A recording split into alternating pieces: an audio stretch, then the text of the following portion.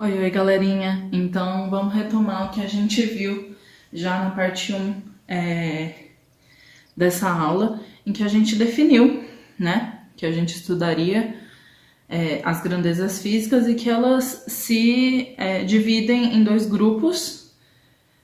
Uma delas são as grandezas físicas escalares e outra, as grandezas físicas vetoriais. E que a diferença delas, como a gente já tinha dito, é que as grandezas escalares já são bem definidas só pelo valor numérico, ou seja, que a gente chama de módulo,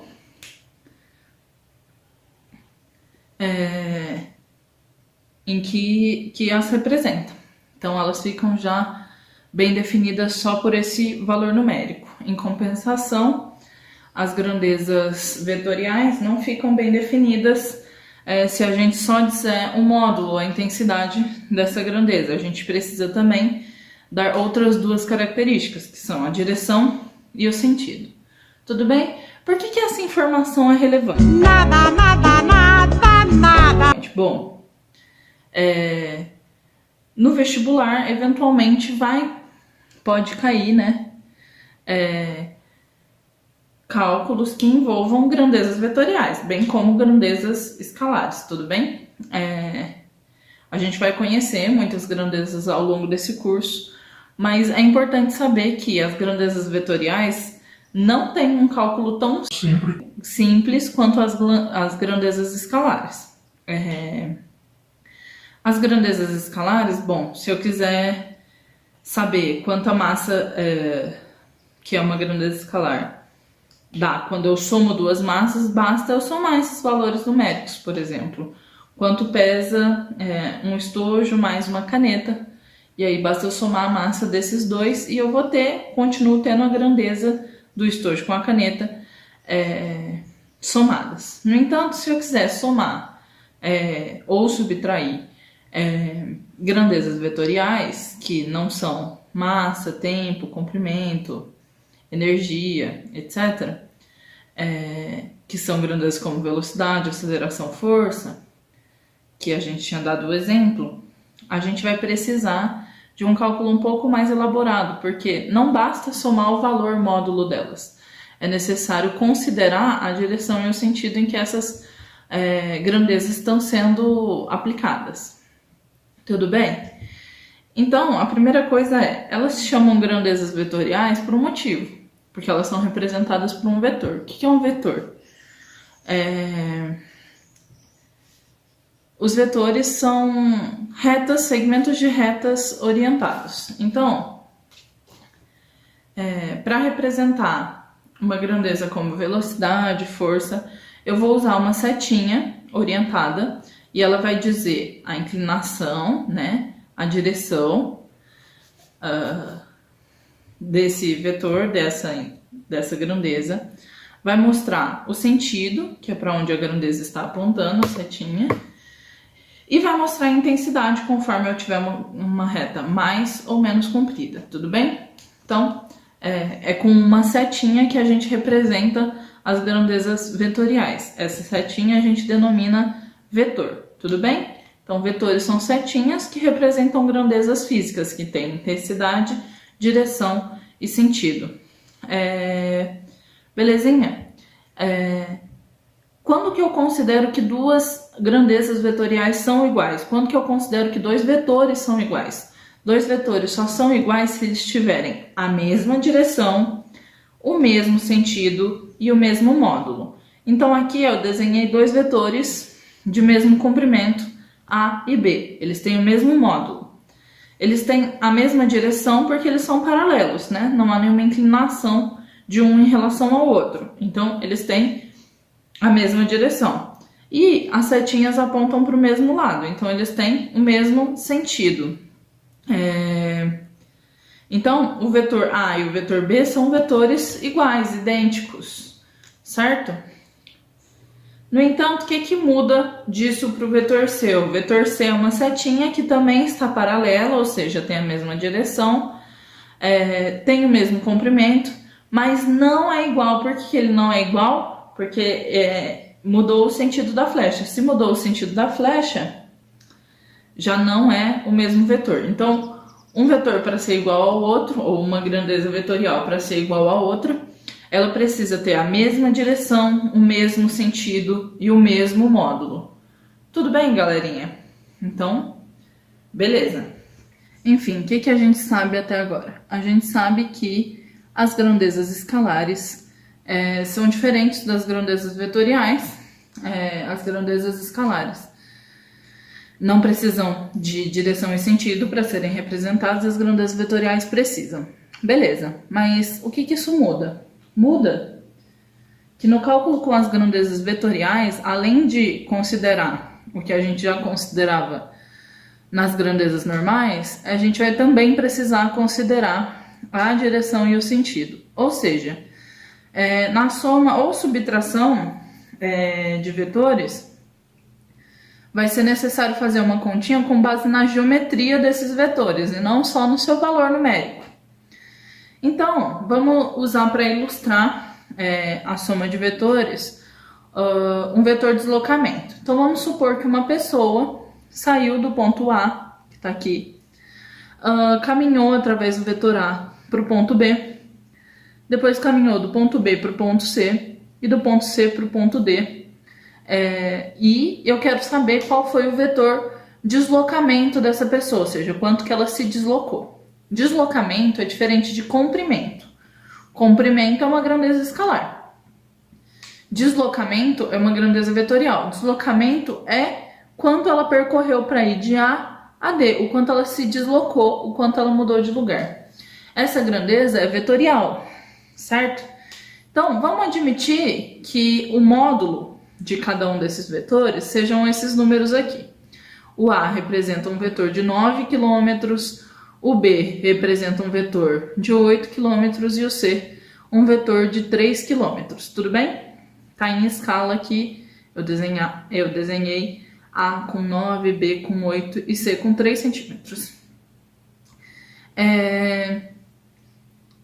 E eu quero saber qual é o vetor resultante deslocamento. Qual vai ser o vetor resultante deslocamento? É o quanto ele percorreu para ir de A a D. O vetor resultante a gente representa por uma reta também. Uma reta que a gente vai chamar de reta R de resultante, certo? E todo vetor resultante vai do rabo de uma seta para a ponta de outra seta. Do ponto inicial para o ponto final, do rabo de uma seta para a ponta de outra seta. Então, sempre que eu quiser distribuir vetores, eu tenho que desenhá-los dessa forma. Não importa a orientação deles, eu tenho que colocar o rabo de uma na ponta de outra, o rabo de uma na ponta de outra, assim sucessivamente. Tudo bem?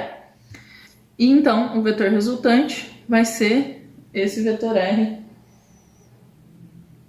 do quanto ele se deslocou de A para D. Tudo bem? Esse é o vetor resultante R. Quanto essa pessoa se deslocou. E para calcular esse vetor resultante R, não vai bastar somar A mais B mais C, como a gente faria se essas grandezas fossem vetoriais, hein? Então, a fim de obter o vetor R, vocês não devem efetuar qual cálculo? Não devem efetuar o cálculo 9 mais 8 mais 3, que é o módulo de cada vetor. Por quê? Porque esse não é o vetor resultante. Que daria 20 no caso, né? Esse não é o vetor resultante. Isso tá errado.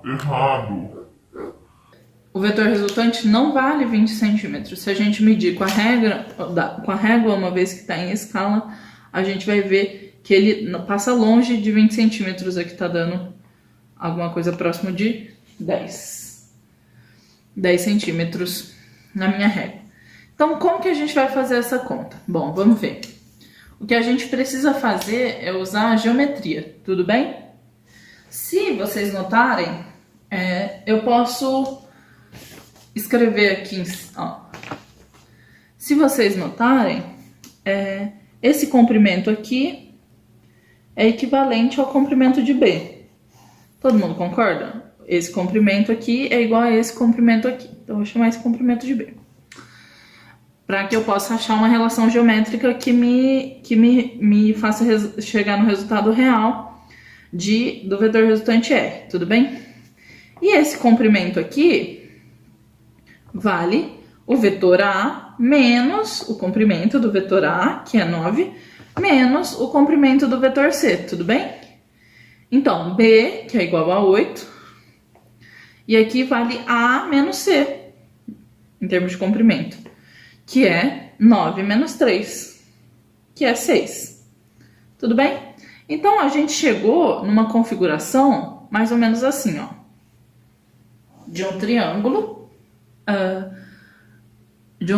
que é um triângulo retângulo. Eu não sei se vocês lembram desse conceito matemático, mas um triângulo retângulo é aquele cujo um dos ângulos internos é 90 graus, que é um ângulo reto, tudo bem? Então, a gente chega a essa configuração aqui, é um triângulo retângulo, em que um dos lados vale 8, que é o comprimento de B, outro lado vale 6, que é o comprimento de A menos C, e o outro lado aqui, que está de frente para o ângulo reto, é o comprimento que a gente quer saber, que é o vetor resultante R. Também não sei se vocês lembram desse conceito, mas para calcular o vetor R, que é o comprimento que está de frente para o ângulo de 90 graus, sempre que eu quiser achar o comprimento que está de frente para o ângulo de 90 graus em um triângulo retângulo, eu posso usar o quê? O teorema de Pitágoras.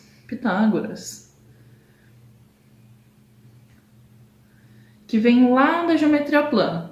Então, em um triângulo retângulo, a gente sabe que a hipotenusa é o lado do triângulo que está de frente para o ângulo de 90 graus, ou seja, a hipotenusa R ao quadrado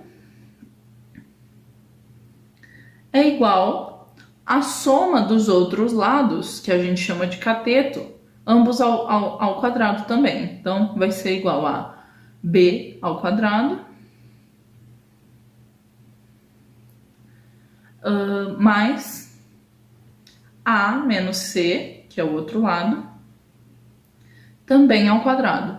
Tudo bem, gente? Tá tudo bem no teorema de Pitágoras? Se vocês tiverem dúvida nesse ponto, comentem aí que eu faço um outro vídeo explicando especificamente o teorema de Pitágoras em outros triângulos, embora isso não seja exatamente a matéria da física, mas é referente à matéria de geometria plana que a gente vê na escola. Tudo bem? Então, a gente chegou a essa expressão aqui. A gente sabe quanto vale B e quanto vale C. Então, R ao quadrado, que é o valor que a gente quer encontrar, é igual a B, que valia 8 km ao quadrado, mais A, que valia 9, menos C, que valia 3, tudo isso ao quadrado. Então, R ao quadrado é igual a 8 ao quadrado é 64. 9 menos 3 é 6, certo? 9 menos 3 é 6. E 6 ao quadrado é 36. Então, R ao quadrado é igual a 64 mais 36, que é 100. Então, R é igual a raiz de 100. Como é o comprimento não pode ser negativo, eu vou considerar só a raiz positiva. Raiz de 100, que é 10. Vejam como o resultado geométrico, o resultado real, o resultado da soma de vetores é diferente do resultado algébrico. Lembra que a gente tinha somado 20? O resultado real é 10. Então, o deslocamento que essa pessoa percorreu no total, ao ir de A para B, para C, para D, foi, na verdade, o deslocamento R, que vale 10 quilômetros, né? Ela se deslocou no total 10 quilômetros. Deu para entender a soma de vetores? É isso. Agora a gente vai para uma outra operação com vetores.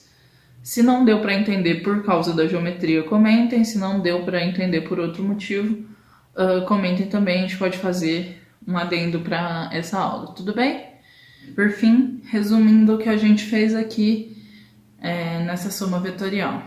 Para obter a resultante da soma de vários vetores, como a gente tinha lá o vetor A, B, C, basta dispor os vetores de tal maneira que fique a extremidade de um, a pontinha, né, onde está a seta, na origem do próximo, né? Então, ponta da seta no rabo de outra seta. E o vetor soma vai ser obtido ligando a origem do primeiro à extremidade do último. Então, eu vou desenhar os vetores de tal maneira que fique a ponta da seta ligada no rabo da outra seta, e o vetor soma vai ser o ponto em que eu saí até o ponto em que eu cheguei no final desse desenho, tudo bem? E a gente vai achar esse vetor soma do modo geométrico como a gente estudou até aqui, tudo bem? Esse método que a gente usou é chamado de método do polígono,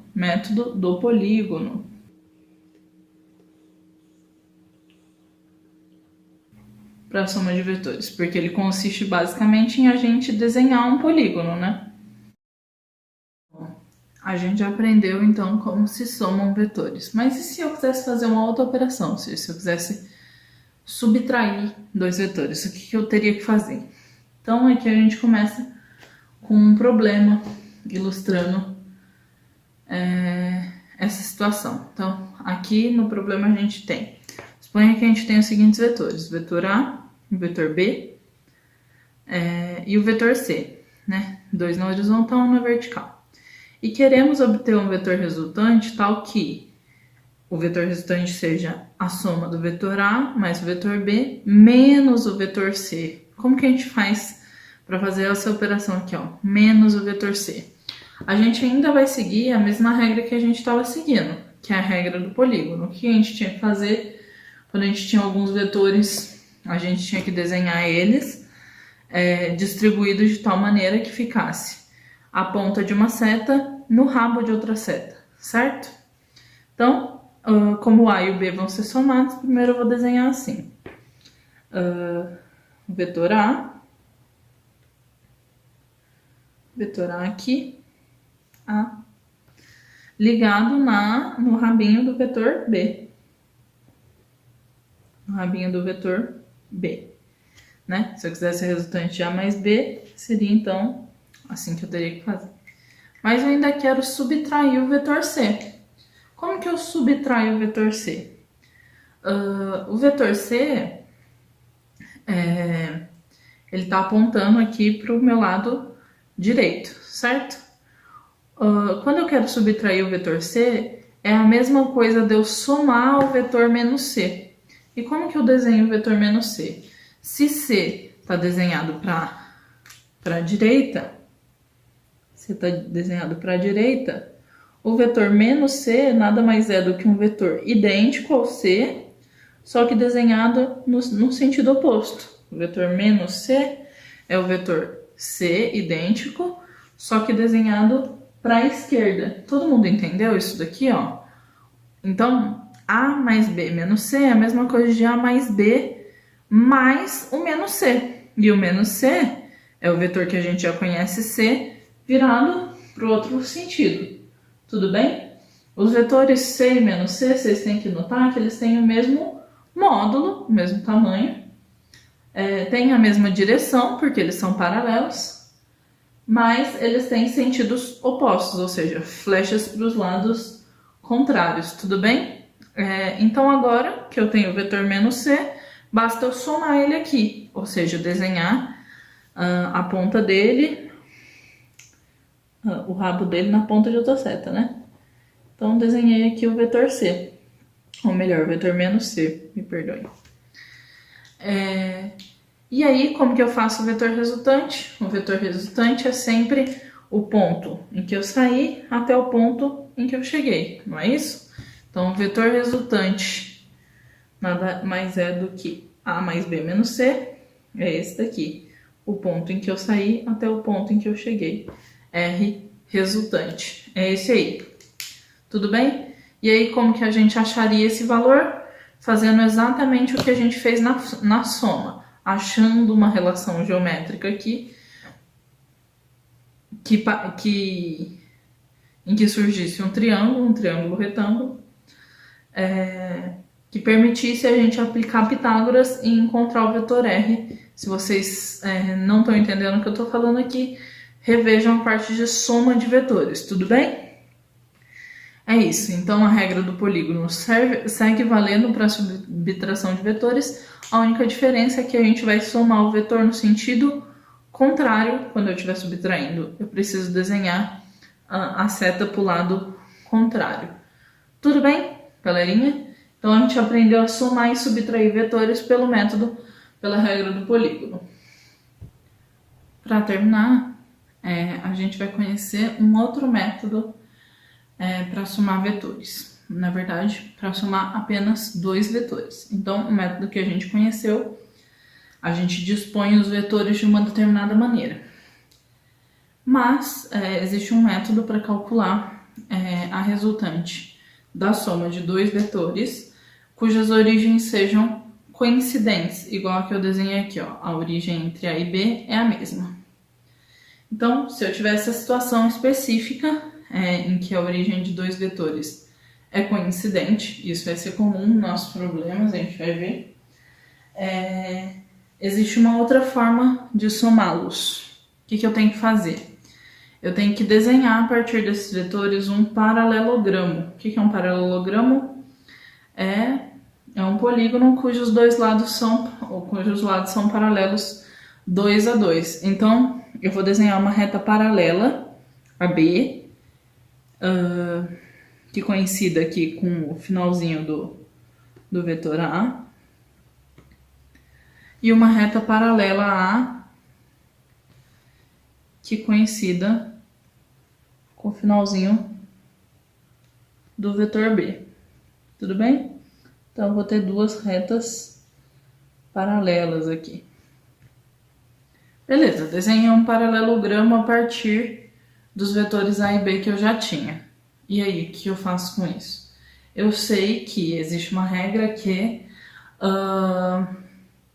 o vetor resultante da soma desses 2 vetores vai ser igual à diagonal desse paralelogramo. Tudo bem? Então, a diagonal vai ser igual à soma desses 2 vetores. Então, o restante R da soma de A mais B vai ser a diagonal desse paralelogramo. Tudo bem? Tranquilinho? Beleza. E eu sei o ângulo, né? Eu tenho que saber, a fim de calcular essa diagonal, eu tenho que saber o ângulo alfa que está entre o que forma aqui na origem dos vetores A e B, tudo bem? Se eu souber esse vetor, eu sei que essa diagonal é exatamente igual, né? Aqui, a outra diagonal, que é a resultante da soma desses vetores. E como que eu calculo um lado de um triângulo tendo os outros 2 lados e o ângulo entre eles? Existe uma regra geométrica para isso. A regra geométrica para isso se chama lei dos cossenos. A lei dos cossenos nos ensina a calcular o lado de um triângulo qualquer. Dessa vez ele não é um triângulo retângulo necessariamente. Sabendo os outros 2 lados. Lembra que no triângulo retângulo a gente sabia os outros 2 lados e sabia que um ângulo era 90. Nesse a gente sabe o ângulo, que é diferente, pode ser diferente de 90, e sabe os 2 lados. Para a gente calcular o vetor resultante, a gente usa uma fórmula, a lei dos cossenos, que é muito parecida com o teorema de Pitágoras. A lei dos cossenos diz que é a r ao quadrado, que é o lado que a gente quer achar, diferente do ângulo que a gente sabe qual é igual a ao quadrado mais b ao quadrado mais 2 vezes a vezes B vezes o cosseno do ângulo entre eles. Tudo bem? Um pouco complicado? Um pouco complicado, sem sombra de dúvidas. Mas, se eu souber essa regra geométrica, ela vai me ajudar, né? Na provinha do vestibular, mas também na provinha de geometria, de matemática. Ela é importante, por quê? Porque ela ajuda a gente a encontrar um dos lados do triângulo com base nos outros dois lados e o ângulo entre eles. Se vocês perceberem, o Teorema de Pitágoras nada mais é do que uma lei dos cossenos reduzida. Por quê? Porque no Pitágoras, o cosseno desse ângulo é o cosseno de 90 e o cosseno de 90 é zero. Então, toda essa parcela aqui, 2 vezes A vezes B vezes zero, que é o cosseno de 90, ela desaparece. E isso aqui vira o Teorema de Pitágoras. Os dois lados, os catetos, ao quadrado é igual ao quadrado da hipotenusa. Belezinha? A lei dos cossenos é essa daqui. Com ela, a gente seria capaz de, dados os valores numéricos desses vetores, a gente achar a resultante R. Tudo bem? Essa é a regra o método do paralelogramo. Já que a gente sabe somar e subtrair vetores por dois métodos diferentes, agora o que a gente vai aprender é fazer o contrário. Caso a gente tenha a resultante e queira saber quais foram os vetores que geraram essa resultante, ou seja, quais os vetores que somados dão essa resultante, o que a gente tem que fazer? A gente tem que decompor esse vetor. Essa é talvez a parte mais importante de toda a aula. Por quê? Porque vai ser muito comum em vários exercícios a gente precisar decompor vetores em duas direções específicas, nas direções x e y, para que a gente resolva os problemas de física. Tudo bem? Então, a primeira coisa eu tenho um vetor resultante que eu chamei de F, no caso, porque ele representa uma força. Tudo bem? O que eu tenho que fazer? Na origem dele, eu desenhei um plano cartesiano. Então, eu desenhei um eixo x, né, e um eixo y, num plano cartesiano, na origem desse vetor F. E eu delimitei qual é o ângulo que ele forma com esse plano cartesiano, chamei esse ângulo de alfa. Tudo bem? É normal que a gente saiba qual é o ângulo que ele forma com a horizontal ou com a vertical. Tudo bem? Então, a gente tem um vetor F, eu quero saber quais os vetores que geraram o vetor F. Então, o que eu faço? Eu projeto esse vetor, o que é projetar? Fazer uma linha aqui. Projeto esse vetor na direção x e chamo esse vetor aqui de baixo, a projeção de F na direção de x, de f de x. E também projeto esse vetor na direção y e chamo esse vetor que vai surgir aqui na direção y de fy. Tudo bem? Então, esses dois vetores, fx e fy, de origens coincidentes, vocês veem que o f nada mais é do que a diagonal do quadrado do paralelogramo formado por esses dois vetores, ou seja, f é a resultante da soma de fy e fx. Então, nada mais fiz ao decompor em f de x e f de y do que achar os vetores que, quando somados, dão a resultante f. Tudo bem? Beleza. Decompus. Projetei em x, projetei em y, achei f de x e f de y. Então, f de x e f de y que eu vou desenhar aqui, ó, do outro lado, mas seguem sendo os mesmos vetores, ó. Seguem sendo os mesmos vetores. fy, vou desenhar do outro lado, e fx. Por que eu desenhei do outro lado? Para ficar claro como eles formam um triângulo, que é um triângulo retângulo. Lembram? Um triângulo retângulo é aquele que um dos ângulos internos é 90 graus. Dado que isso é verdade, e esse triângulo é retângulo, o que eu posso fazer aqui? Aplicar Pitágoras, né? Mas não é isso que eu quero fazer. é válido dentro desse triângulo, né? As regras de seno e cosseno, né? E é isso que eu quero fazer, porque eu quero achar f de x e f de y. Ou melhor, f em função de fx e fy.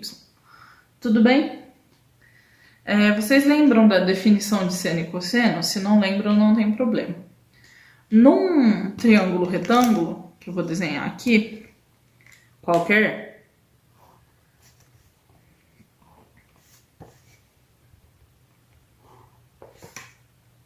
num triângulo retângulo qualquer, esse lado aqui que está de frente para o ângulo de 90 graus, a gente chama de hipotenusa.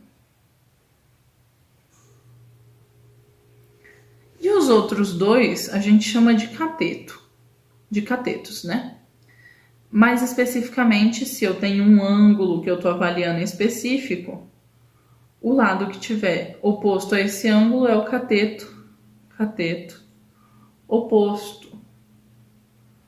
E o outro lado que sobrar é o cateto adjacente.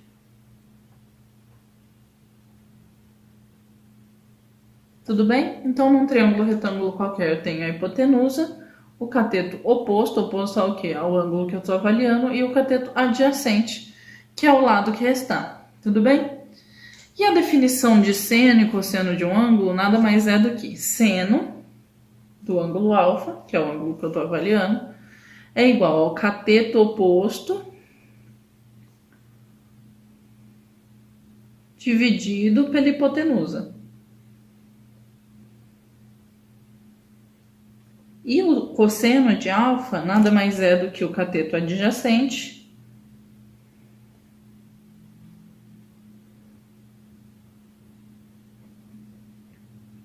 dividido também pela hipotenusa. Beleza? Então, a gente relembrou aqui a definição de seno e cosseno do ângulo alfa. Tudo bem? Então, voltando a analisar esse triângulo aqui, em que eu quero escrever as relações que existem, o seno desse alfa aqui é o quê? O seno daquele alfa é igual ao cateto oposto. Qual que é o cateto oposto? Não é o próprio f de y? Então, é o f de y, cateto oposto, dividido pela hipotenusa, que é o próprio f, certo? F. Daqui eu tiro a relação, que fy é igual nada mais do que f, passo multiplicando, vezes o seno do ângulo alfa. Tudo bem? E o que é o cosseno do ângulo alfa ali? Nada mais é do que o cateto adjacente, que é o f de x, sobre a hipotenusa, que é o f, o vetor f.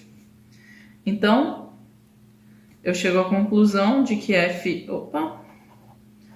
o f de x é igual a f, que eu passei multiplicando, vezes o cosseno de alfa. Então, eu descobri quanto vale fy e fx em função de f.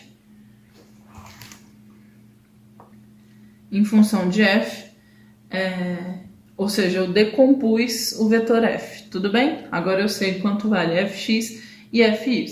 Saber fazer isso vai ser essencial para resolver os nossos problemas de física daqui para frente.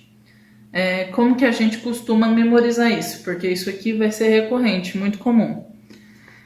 A gente costuma memorizar assim: f de x é a componente que está com o ângulo. Todo mundo concorda? É a componente que está com o ângulo. Então, eu multiplico por cosseno de x, porque ela está com o ângulo. E f de y é a componente que está sem o ângulo. Todo mundo concorda? Então, eu multiplico para eu achar f por seno de x, porque está sem o ângulo. Com o ângulo, sem o ângulo. Tudo bem? Isso é só um mnemônico para memorizar a decomposição. Mas, de qualquer forma, basta desenhar e escrever as relações de seno e cosseno que você certamente vai achar o resultado correto. Fy é f seno e fx é f cosseno alfa. Tudo bem? Então, aqui termina a nossa aula sobre vetores. Na próxima aula, aula 2, a gente já vai começar a ver física de fato, a gente vai começar a entender cinemática e todos esses conceitos de soma de vetores, subtração, decomposição de vetores vai ser útil para a gente nas aulas aqui para frente. Muitíssimo obrigado pela atenção de vocês e até a próxima aula.